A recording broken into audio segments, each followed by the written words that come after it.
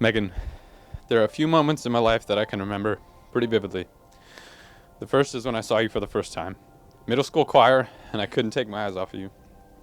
The next is when I told you I loved you just a few years later.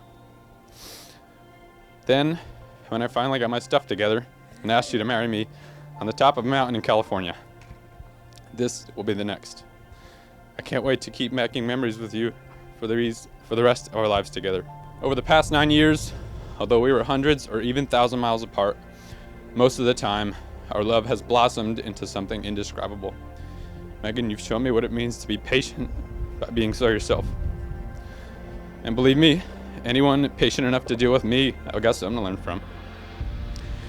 You've taught me to believe in myself, to never give up, to be kind, and most importantly, to love.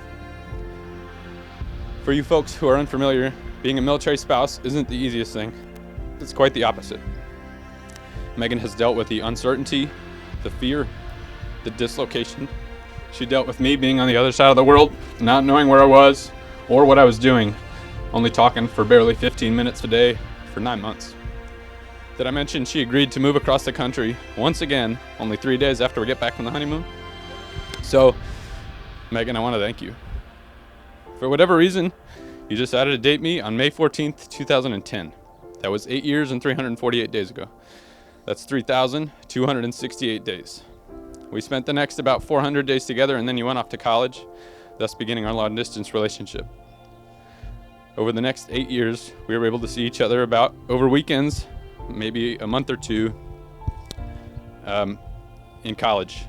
That's about 200 days. Holidays together adds up to about 40 days. A few short summers, about 140 days. And then finally moving in together last July. It's about 270 days ago. By my calculations, and bear with me here, I almost failed Algebra 1. Out of those 3,268 days, we have only spent 1,346 of those days together. That makes 1,922 days where I couldn't kiss you. Good night. 1,922 days that I spent half a person because my better half was somewhere else. 1,922 days where the closest thing I had to holding you was holding my phone to FaceTime you. It's not an easy feat, and certainly not the most ideal situation. It wouldn't be possible without a woman as strong as you or a love as secure as ours. By the way, by my calculations, that's 1,922 goodnight hugs and kisses that you owe me.